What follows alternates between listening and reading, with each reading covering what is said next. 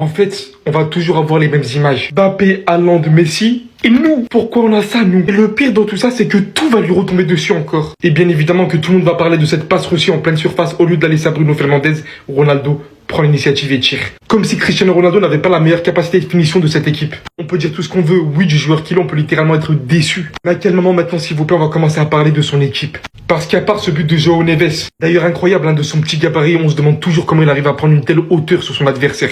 Il a un jeu aérien qui dépasse la norme. À part ça, à part João Neves qui vient inscrire le premier but, le Portugal c'est littéralement moins de tirs que le Congo. Ce match, qu'est-ce qu'on attend en fait de Ronaldo à un moment donné? Le type a 41 ans, bientôt 42. On sait qu'il servira toujours d'excellents points d'appui, d'excellents finisseurs. À quel moment vous pouvez attendre de lui, durant 90 minutes, les mêmes déplacements que Messi qui a 2 ans de moins que lui, les gars? Sachant que dans le football, et à cet âge-là surtout, mais ça compte tellement. La vérité est que je pensais que l'équipe s'était enfin motivée. Tous réunis pour offrir ce premier mondial à Cristiano Ronaldo, tous ensemble. Et je suis juste déçu en fait. Un jeu stéréotype. Pas d'envie, pas d'ambition. Aucun danger à porter. On peut rien attendre en fait. J'ai même plus les mots, les gars. Voilà, j'ai même plus les mots pour prendre la défense, pour essayer de comprendre. Il n'y a même plus d'arguments au final. Même quand on essaie de chercher des arguments, c'est compliqué, tu vois. C'est même pas trop de sa faute, j'ai l'impression. Pourquoi l'entraîneur, il le fait pas sortir? Pourquoi il le fait pas commencer sur le banc? C'est compliqué, c'est difficile. C'est compliqué, c'est difficile. Moi, je voulais juste un petit but. Ou une petite belle performance, pardon. Regardez les stats, elles parlent d'elles-mêmes. Il n'a pas été énormément servi. Les joueurs, j'ai l'impression qu'ils l'évitent. C'est une réalité. Je suis pas fou. 0 tir cadré. 0 dribble tenté. 0 faute subie parce qu'il a, voilà, il a rien fait sur ce match-là. Il a rien fait. Je sais même pas s'il a touché plus de 10 ballons. Et il a touché que 24 ballons. Les gars, c'est triste, hein. C'est triste et j'espère que ils vont réussir à trouver la mayonnaise parce que je vous cache pas que le Portugal comme ça ira pas loin. Ça ira pas loin. Peut-être que Cristiano Ronaldo, il doit commencer sur le banc.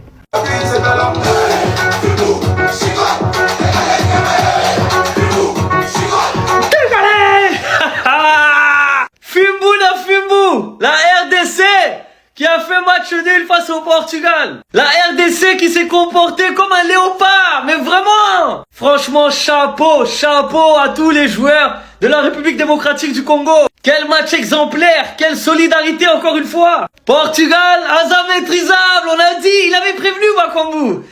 Il l'avait dit, il l'a fait, ils l'ont maîtrisé. Et c'est dommage parce que la seule chose qu'ils n'ont pas maîtrisé vraiment, c'est les contre-attaques. J'ai juré, hein. Ils avaient tellement de place en contre-attaque. Mais à chaque fois, le dernier geste, il était pas bon. La dernière passe, le centre. Alors que des fois même, ils étaient en supériorité numérique. Mais je sais pas, devant, ils faisaient n'importe quoi sur les contre-attaques. Alors qu'il y avait de la place, les gars. Quoi qu'il arrive, même si c'est un match nul, je pense que ça restera un match référence pour le Congo. Alors certes, le Portugal avait la possession.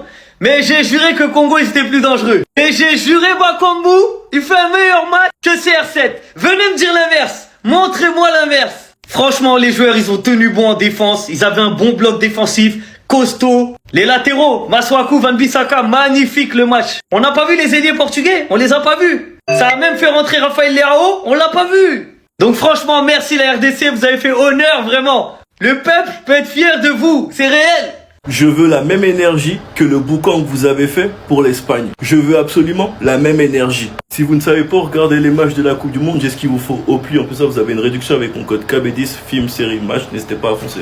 Tout d'abord, félicitations aux Congolais et c'est limite dommage parce qu'ils auraient pu finir avec la victoire. Mais quelques imprécisions techniques au niveau du dernier geste, de la dernière passe. Bakambu qui a préféré tirer au lieu de faire la passe sur quelques actions. Mais est-ce qu'on peut réellement lui reprocher ça? Pourtant, c'est un match qui avait mal commencé pour le Congo. Eux qui avaient opté pour une défense à 5 se mangent un but de Neves à la 8e minute. Faudra m'expliquer le lien d'âme qu'il y a entre Neves et sa petite taille et les buts de la tête parce que c'est impressionnant. Toujours dans la bonne zone. Les Congolais ont continué de suivre leur plan malgré le fait qu'à un moment il y avait 81% de possession pour le Portugal. Ça a fini par payer. Vissa, buteur de la tête sur corner. Juste à la détermination qu'il y avait dans ses yeux, les gars, il n'y avait rien à faire. Faudra parler du fait que CR7 prend clairement en otage sa sélection sélection, mais je ferai une vidéo sur lui. On m'a parlé du meilleur milieu de la compétition, mais moi tout ce que j'ai vu c'est un Bruno Fernandes qui était abandonné, qui était le seul à jouer vers l'avant, un Neves qui est très souvent dans les bonnes zones pour finir, et un Vitinha qui joue en arrière et qui ne prend pas ses responsabilités, malgré le statut qu'il a actuellement. Comme je l'ai dit, je veux la même énergie.